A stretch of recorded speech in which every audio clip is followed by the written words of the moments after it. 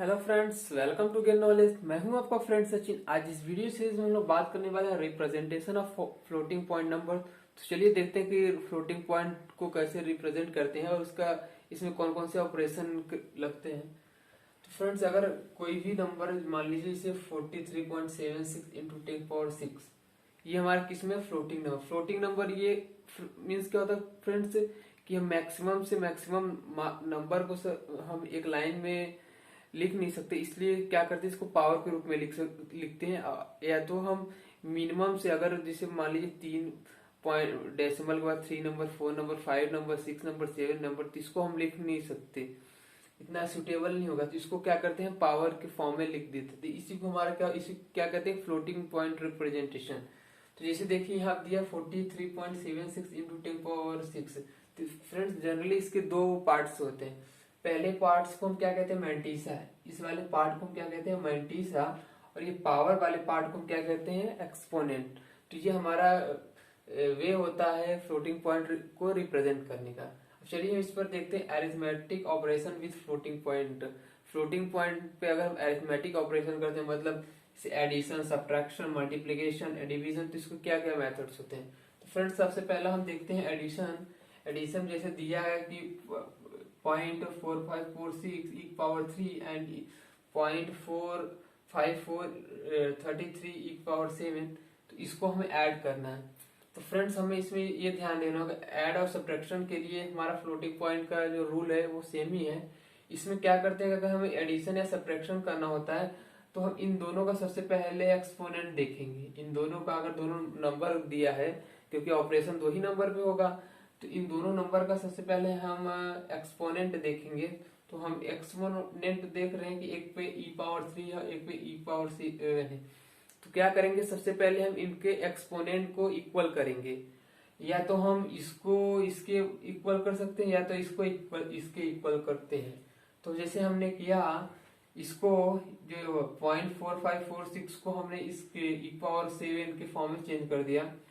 तो फ्रेंड कितना होगा 0.0000 ई पावर 7।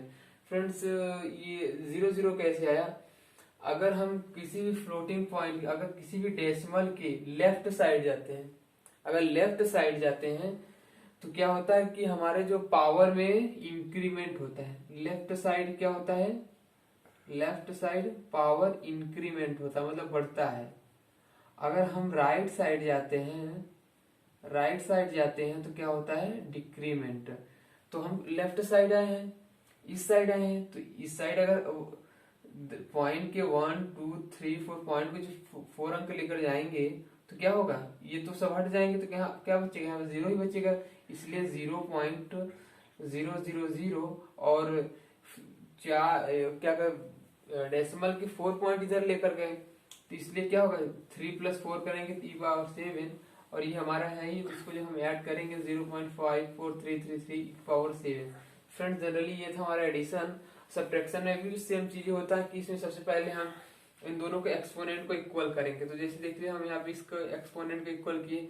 अगर हम डेसिमल से लेफ्ट साइड जाते हैं तो हमारे जो इसमें पावर में 1 का इसमें इंक्रीमेंट होगा। अगर राइट साइड जाते हैं तो इसमें क्या होगा, जितने भी फ्लोटिंग नंबर लेकर जाएंगे इसमें इतना डिक्रीमेंट करेंगे।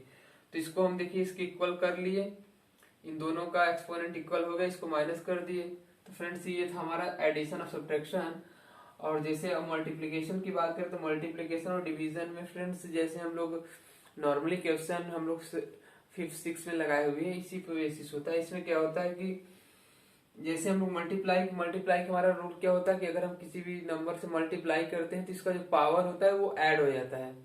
तो जैसे देखिए 0.5543 पावर 12 एंड 0.44411 ई पावर -15, जो इन दोनों का मल्टीप्लाई करेंगे फ्रेंड्स तो इन दोनों का पावर क्या हो जाएगा प्लस हो जाएगा। जब 12 प्लस माइनस से माइनस हो गया, -15 करेंगे तो क्या होगा -3 होगा, क्योंकि 12 -15 करेंगे तो कितना ई पावर -3 आएगा। तो फ्रेंड्स ये था हमारा मल्टीप्लिकेशन का एक एग्जाम्पल। और दूसरा एग्जाम्पल जैसे हम डिवीजन की बात करें तो फ्रेंड, तो डिवीजन का क्या फार्मूला था कि अगर हम किसी नंबर का किसी नंबर से डिवीजन जब करते हैं तो इसका जो पावर होता है वो क्या होता है माइनस हो जाता है। तो जैसे मान लीजिए हम 0.9998 डिवीजन बाई 0.998 इसको जब हम डिवाइड करेंगे तो फ्रेंड्स ये सेम है, तो ये इससे क्या हो जाएगा, कैंसिल हो जाएगा। और 10 की पावर ई की पावर 10 माइनस ई की पावर 10 पावर 5 के करेंगे, जब 10 माइनस 5 करेंगे कितना बचेगा, 10 पावर 5। तो फ्रेंड्स ये था हमारा डिवीजन। फ्रेंड्स इसमें एक कंडीशन, दो कंडीशन और आते हैं, एक ओवरफ्लो कंडीशन और एक अंडरफ्लो कंडीशन।